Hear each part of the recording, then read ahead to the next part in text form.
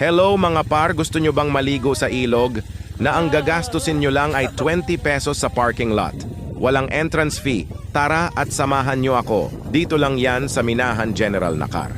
Sa daan pa lang magkikita nyo na ang napakagandang tanawin ng bundok, ng Nakar at ang Agos River sakto at napakainit.